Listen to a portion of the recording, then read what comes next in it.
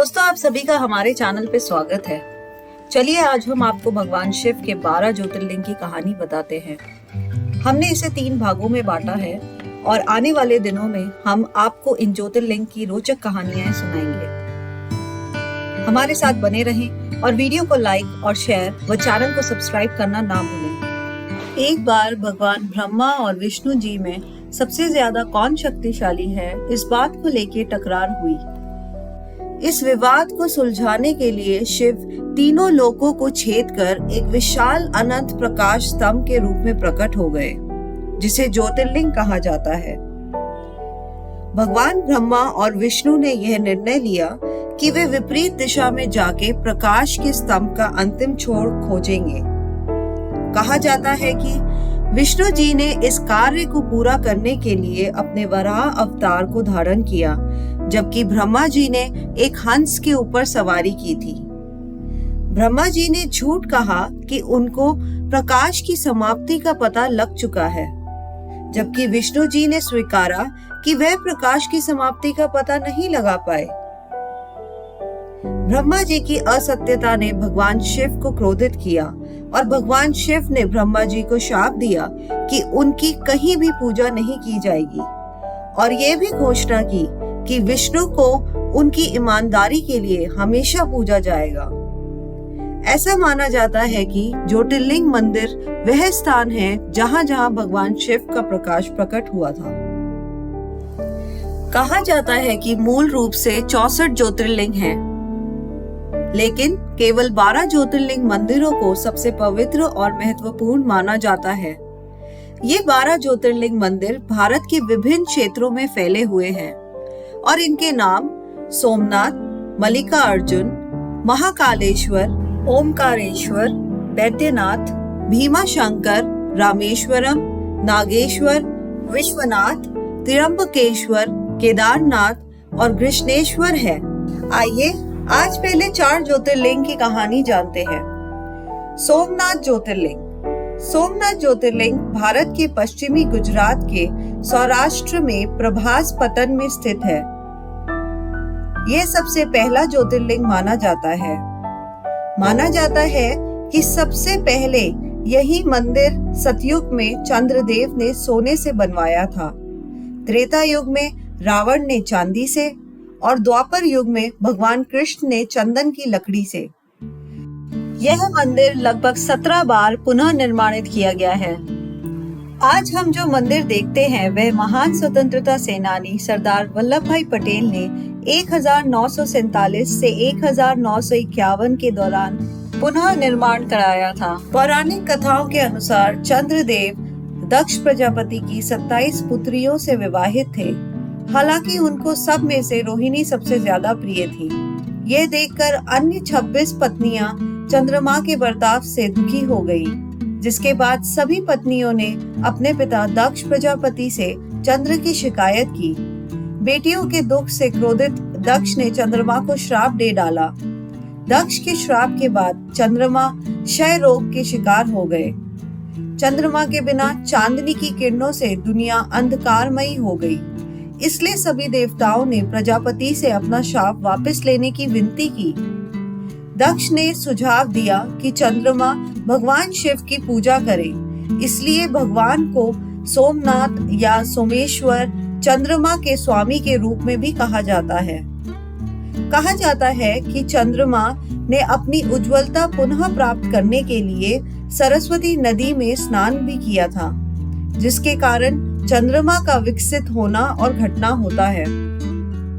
मल्लिकार्जुन ज्योतिर्लिंग। दूसरा ज्योतिर्लिंग आंध्र प्रदेश में स्थित श्री ब्रह्मरंबा मल्लिकार्जुन है। यह ज्योतिर्लिंग कृष्णा नदी के किनारे एक पहाड़ी शिखर पर स्थित है। भगवान शिव और उनकी पत्नी माता पार्वती यह निर्णय नहीं कर पा रहे थे कि उनके दोनों पुत्र गणेश और कार्तिकेय में से किसकी शादी पहले होनी चाहिए। इसको तय करने के लिए उन्होंने दोनों के लिए एक प्रतियोगिता आयोजित की कि जो भी दुनिया की सैर करने में सबसे पहले सफल होगा वह विजेता माना जाएगा।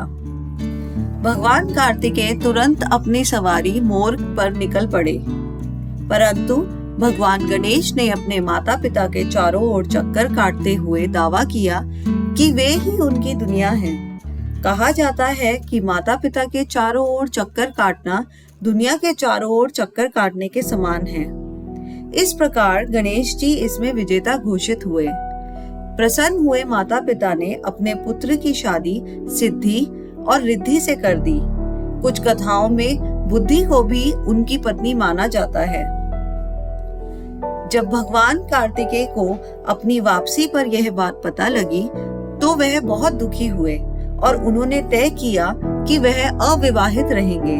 वह माउंट क्रोच के लिए निकले और वहां निवास करने लगे। उनके माता पिता कार्तिकेयन जी से वहां मिलने गए और इसीलिए वहां भगवान शिव के लिए एक लिंग और माता पार्वती के लिए एक शक्तिपीठ स्थापित हुआ। महाकालेश्वर इकलौता दक्षिणामुखी ज्योतिर्लिंग। भारत में 12 ज्योतिर्लिंगों में से महाकालेश्वर ज्योतिर्लिंग को स्वयंभू माना जाता है, यानी यह अपने आप में ही उत्पन्न हुआ है। क्योंकि काल शब्द में समय और मृत्यु दोनों का अर्थ होता है, इसलिए महाकाल अर्थात भगवान शिव को समय और मृत्यु के स्वामी कहा जाता है। महाकालेश्वर ज्योतिर्लिंग भारत के मध्य प्रदेश राज्य में स्थित ऐतिहासिक शहर उज्जैन में है। यह पवित्र नदी क्षिप्रा के किनारे स्थित है। महाकालेश्वर ज्योतिर्लिंग के पीछे भी कई संस्कृति और कहानियां हैं। उसमें से एक ऐसी कथा है जो इस प्रकार है। मान्यताओं के अनुसार उज्जैन के राजा चंद्रसेन भगवान शिव के एक महान भक्त थे। जब वह पूजा कर रहे थे, एक युवा लड़का जिसका नाम श्रीखर था, उसने राजा के साथ पूजा करने की इच्छा जताई।